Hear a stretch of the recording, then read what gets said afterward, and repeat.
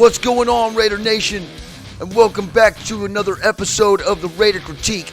I'm Raider Gun, baby.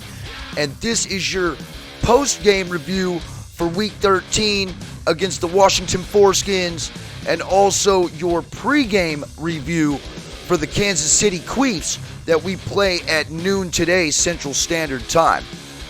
Now, what can I say about this email game? Well, I can honestly say that, well, they didn't beat us. We let the refs beat us, and we beat ourselves. Literally. So let's hop on over here into the stats, man. I've got this kind of figured out right here. Derek Carr went 28 of 38 for 249 yards. No touchdowns. No interceptions. Rushing, Josh Jacobs, 13 carries, 52 yards, 1 touchdown, an average of 4 yards per carry. Derek Carr had 2 carries for 24 yards, an average of 12. Kenyon Drake, who, by the way, got hurt and broke his ankle, 1 carry, no yards. Receiving, our number one receiver was Hunter Renfrow. Now, look, when you look at the receiving, this basically explains the game as a whole on what we did offensively. Hunter Renfrow, 9 receptions on 10 targets for 102 yards. Josh Jacobs, 9 receptions, 38 yards. He was targeted 9 times. Foster Moreau, 1 catch, targeted 3 times for 34 yards. Brian Edwards, 3 receptions on 5 targets for 30 yards. Big Play Zay, he was targeted 5 times, 3 receptions for 21 yards. Here's the elephant in the room that we need to address. Deshaun Jackson, targeted once, 1 reception, 14 yards. Kenyon Drake, 1 reception, targeted twice for 8 yards. And Peyton Barber, which I don't think I have it listed, is 1 reception, 1 target for 2 yards. You see what I'm saying? Now we're going to go over here to defense and special teams. Denzel Perryman, the most standout linebacker that we have. 9 tackles, 3 assists. 1 of those tackles was for a loss. Divine Diablo, who finally got to play mostly all game. 7 tackles, 3 assists. Nate Hobbs, 4 tackles, 5 assists. He also had a tackle for a loss. Trayvon Moehrig, who dropped that key interception. I'm not going to blame him on that, but if he would have picked that off, it should have been a pick 6. 3 tackles, 1 assist. Casey Hayward, 2 tackles, 1 assist. Quentin Jefferson, 2 tackles. Solomon Thomas, 2 tackles, 2 assists. Brandon Faison, who was getting lit up all day long, 2 tackles, 1 assist. KJ Wright, 1 tackle, 2 assists. Jonathan Abram, 1 tackle, 2 assists. 1 of those tackles was for a loss. Malcolm Kuntz, 1 tackle, 1 sack, which is basically what he got. And then you had Damian Square, he had 1 assist. Yannick Ngakoue had 2 assists. Keyshawn Nixon had goose eggs. Cleveland Farrell, 1 assist. Kicking, Daniel Carlson, 3 for 3 on field goals. Longest was 52. AJ Cole, 4 punts, averaging 50.5 yards a punt. 2 of those were inside the 20. His longest punt was 67 yards. Kickoff returns, Peyton Barber, 1 return for 24 yards. Kenyon Drake, 1 return for 19 yards. And we're going to round it off with Hunter Renfrow on the punt return, 1 return for 6 yards. Now, Raider Nation, if these stats don't tell you anything, they should definitely tell you. If you did not watch the game, we were dumping it off all game long, checking the ball down, literally no offensive scheme, no deep offensive scheme whatsoever. Man, I love coffee. I'm telling you. So what seems to be the glaring elephant in the room here? Especially when we go over to the Washington Foreskin stats, which I'm going to flip over to that right quick, even though I don't have it listed. With them and their imitation fucking football team name, Tyler Heineke went 23 of 30 for 196 yards, 2 touchdowns, 1 interception, thanks to Nate Hobbs. Here was another glaring incident. Antonio Gibson ran the ball 23 times for 88 yards on a 3.8 yard average. Wendell Smallwood 1 for 13. Tyler Heineke 3 for 10. Jarrett Patterson 1 for 2. And Curtis Samuel 2 for -1. They didn't have a single solitary receiver break 50 yards. Okay? Now that's something to actually say. Our defense did step up, except for the fact that we cannot stop the run. And that's why Gibson ran for 88 yards. But all in all, this was not the defense's fault. This was not the defense's fault. They had a few things that they could absolutely do better, like coming away with the turnovers. But, other than that, they played a really solid game. They did really well. They held the football team. And, if we go back over here onto the stats, they held the football team to 17 points. They held them to 17 points. Okay? We laid a goose egg on offense, only scoring 15 points. Now, you guys know how I feel about Greg Olsen. I think that even though Derek Carr wants to come out in the presser and say, I think Ollie is doing a great job, the eye test says that Greg Olsen is not doing a good job calling the plays on offense. We dumped the ball off way too many times, throwing it to Josh Jacobs, even after Kenyon Drake got hurt. On a 3rd down, it was like a 3rd and 6 or a 3rd and 5. Dude, Deshaun Jackson was wide open, going across the middle of the field. Excuse me. And Derek Carr missed him. Under duress, worried about what was going to happen to him, he dumped the ball off to Josh Jacobs. Now, when you look at this, we're dumping the ball off too often, and we're not even giving... The line was giving Derek Carr time, but we're not even giving the receivers time to get down the field to go ahead and throw the ball to them when we're playing captain dump-off to our running backs. Whoever came up with this game plan, and Rich Bisaccia, since you okayed this game plan, this is on you. This is literally on you, because if you guys really thought that this game plan was going to work, when they had 2 of their key secondary players out, and we didn't throw the ball down the field but once or twice, man, that's a problem. That's a problem. And we had to go into duress mode, into hurry-up mode toward the end of the game after the Washington fucktards decided that they were going to kick a field goal with 37 seconds left to go up by 2. Then we start going down the field. And we went down the field to Big Play Zay, who literally was pass interfered.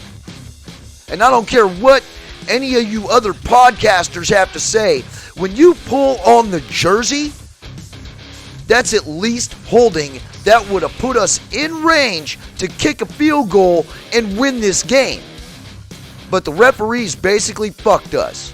And that referee, by the way, but that deep referee was from Washington, D.C., who did not call that pass interference. And then when Max Crosby was a half a second away and lit up fucking Tyler Heineke, they threw the flag on him for roughing when it was a textbook tackle. His head was in the middle of his numbers and he drove him to the ground.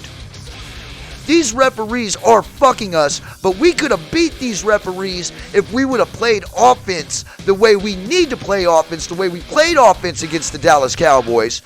But no, we got this shitty motherfucker right here as our offensive coordinator who ain't got no fucking nuts. Why did we get rid of Musgrave and bring this son of a bitch back? I would have rather had Todd Downing or whatever the fuck his name is than this fucking guy, because this guy is not a good offensive coordinator. If anything, we need to move on from this son of a bitch by the end of the year. We should have moved on from him now. Now, our defensive coordinator, Gus Bradley, when he was with Jacksonville, he fired this son of a bitch once already. And I'm sure that if he was our head coach, he would fire this motherfucker again. And he wouldn't wait till the end of the season. Straight up. And I don't know what the hell's going on with Rich Bisaccia, but Rich, bro, you got to start acting like a head coach. You act like that there is absolutely no sense of urgency. During your press conferences, dude, you're lame as shit. You are lame. I don't even listen to the press conferences when you get on there, and I don't want to listen to Derek Carr because Derek Carr just regurgitates the same shit. For real. Josh Jacobs had a good presser. How he was frustrated and he called out everybody on the damn team. That's what a leader does. Derek Carr, you don't do that. Instead, you're like, oh, he's my friend. Man, fuck friendship. The only thing that fucking works and the only thing that matters is wins and losses. And we're now 6-6, having to go into Arrowhead to play the fucking Kansas City Chiefs. Now here it is, man. I'm going to go ahead and go over a little bit. I'm going to go over the injury report. As a matter of fact, the Chiefs, I made the backdrops a day before the game. We're playing today at noon. That's why I want to hurry up and get this video out. But the Kansas City Chiefs, we beat these guys last time at Arrowhead. And how we beat them was having Arden Key in a spy. Now, we don't have Arden Key anymore. Thank God we don't have Arden Key anymore. But he was a very useful tool when it came to keeping Patrick Mahomes on his toes and keeping an eye on him all game. And that's what we need to do with Jonathan Abram this game. That should be Jonathan Abram's sole job. Period.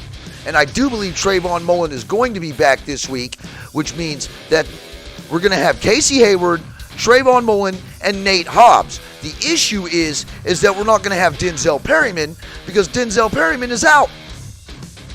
Kenyon Drake is now on IR. Darren Waller is still out due to that knee and back injury.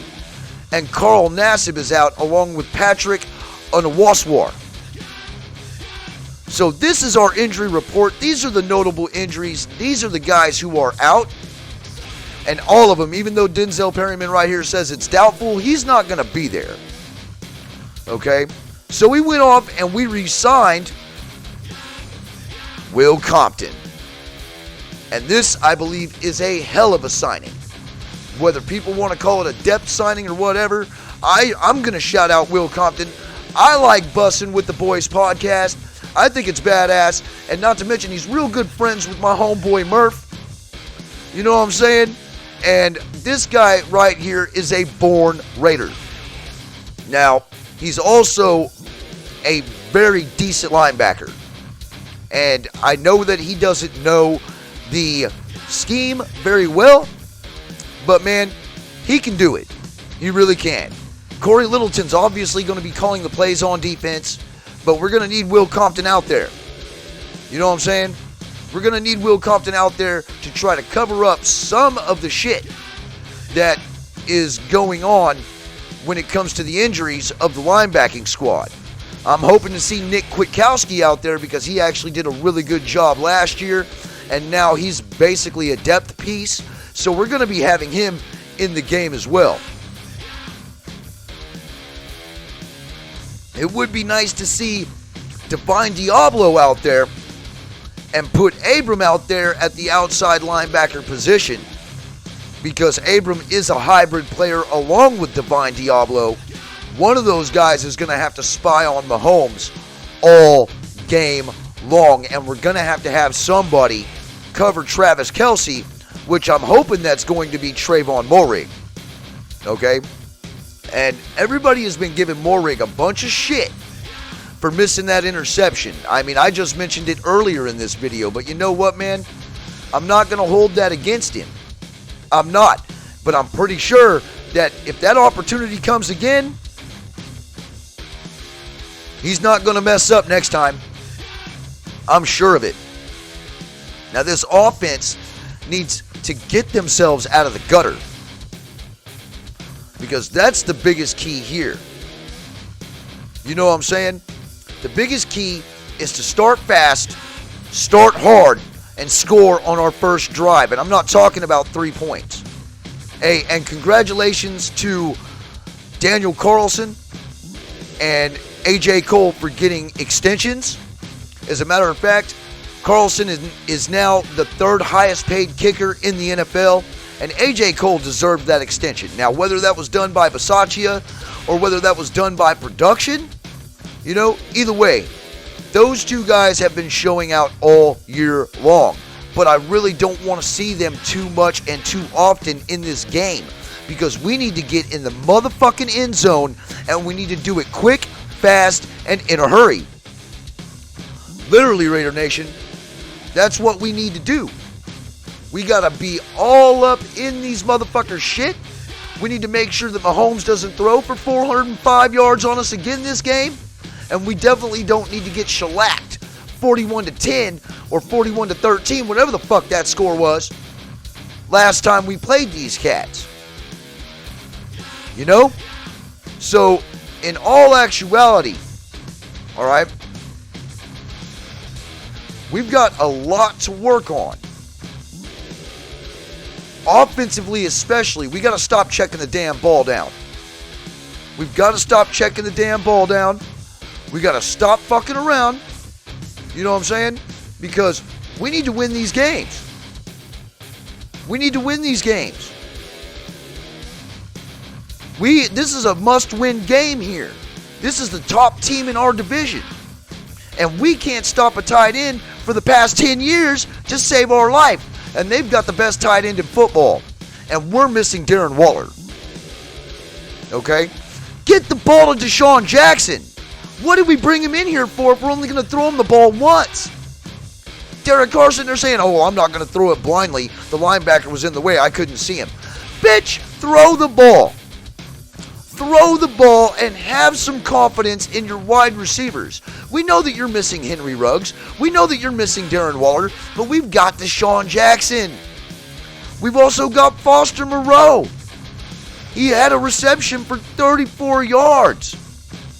Stop checking the ball down to the running backs.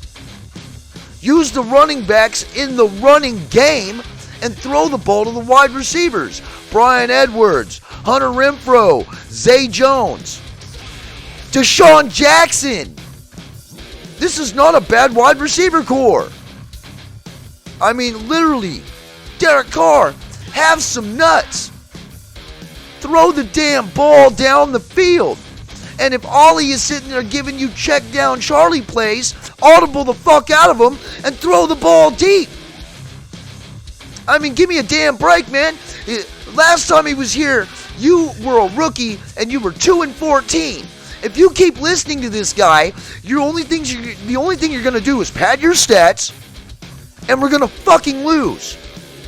Because Ollie doesn't know how to call an offensive play scheme. Ollie needs to be fucking fired. He needs to be motherfucking fired. That's the bottom line. Mark needs to just come out right before the press conference. If we lose this game today, just come in here before the press conference and fire Greg Olsen. He might have been a great tight end in the NFL back in the day, if he's even the same guy.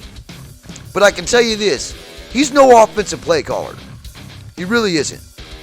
Now, I also want to touch on a few notes where I'm going to start talking about some podcasters. All right? Now, you guys know me. I'm a real Raider. I've been here for years. I didn't tattoo that shit on my chest just because I wanted to. As a matter of fact, I tattooed that on my chest because I believed that it deserved to be there. This team is so important to me that I tattooed it right above my heart. You know what I'm saying? And I did that in 2007 when we had Jamarcus Russell. When we were absolutely dog shit. Now, there are a lot of podcasters out here who do an excellent job. And I'm going to name drop here. All right? Graphic Raider, Watts Raider, Hammer, Spotlight Raiders Talk. Okay? Raider Honcho.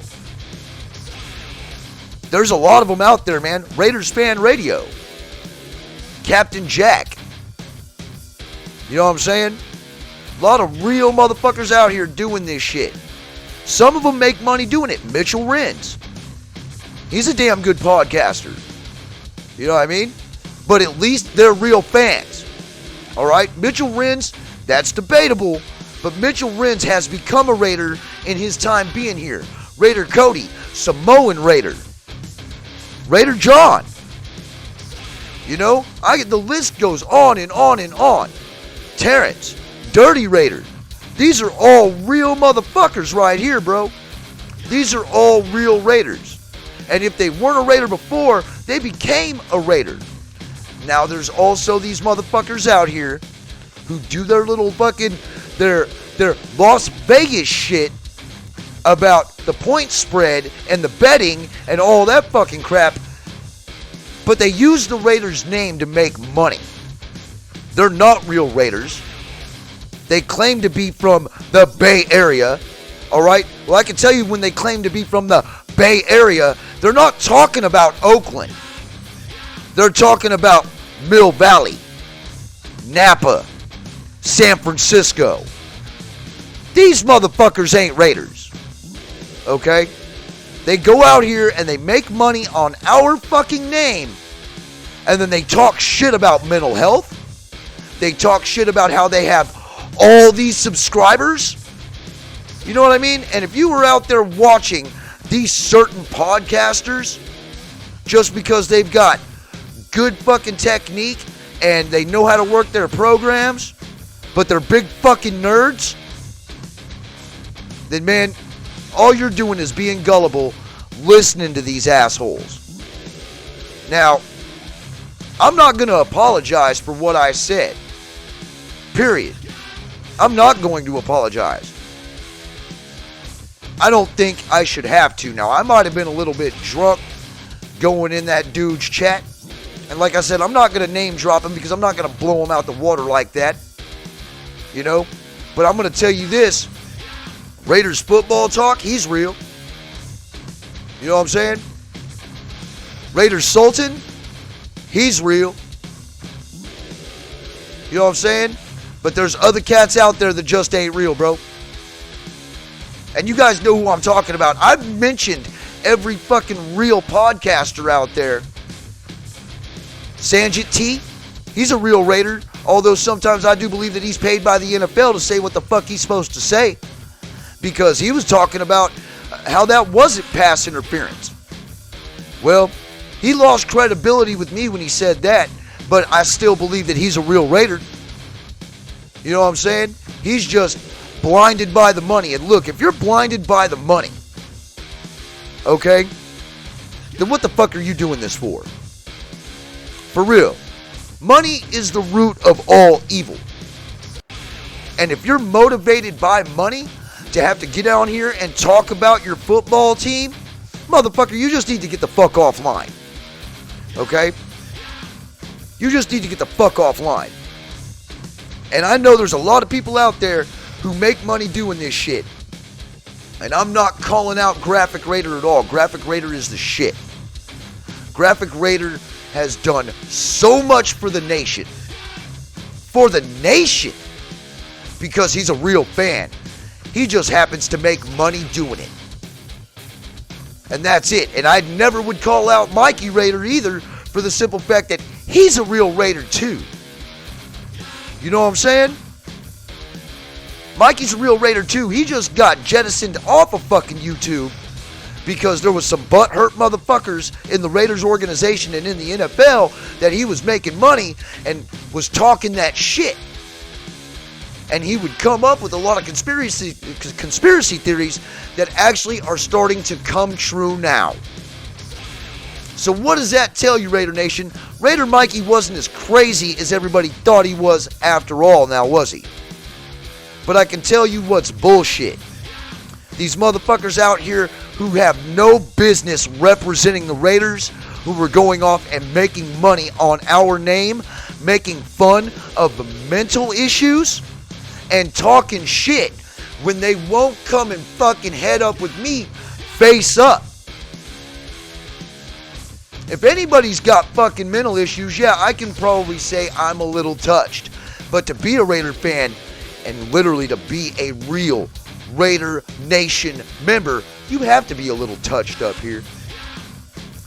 Because to show our devotion and our loyalty to this team through thick and thin, when all they do is give us heartache, grief, worry, depression, despair, anger, yeah, that does something to a motherfucker. It sure does. And also real life instances where maybe these people who want to fucking talk shit about mental health don't want to fucking goddamn admit that maybe they're the odd ones out.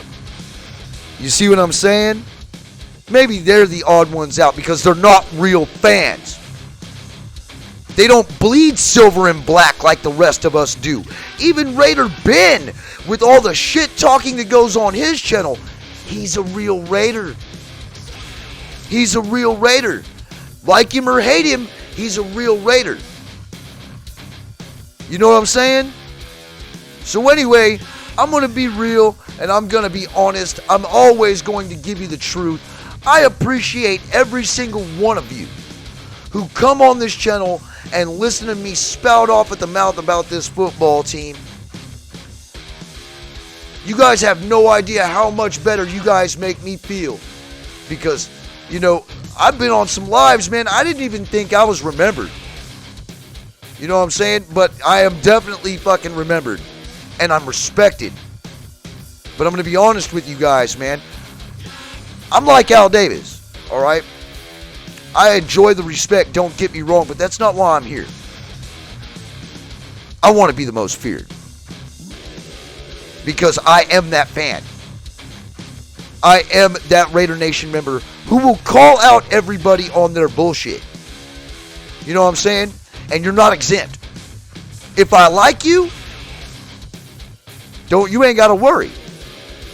But if you step on my fucking toes, understand, I will crush your dreams. And I will take, well, no, let's put it different. I will crush your hopes. And I will take your dreams. And I'll turn them into fucking nightmares. You feel me? I'm the Raider Critique, man. This has been your pre-game Week 13 and your post-game Week 14 review. All done by Raider Riot Gun. It's Raider Nation for life. And don't you ever fucking forget it.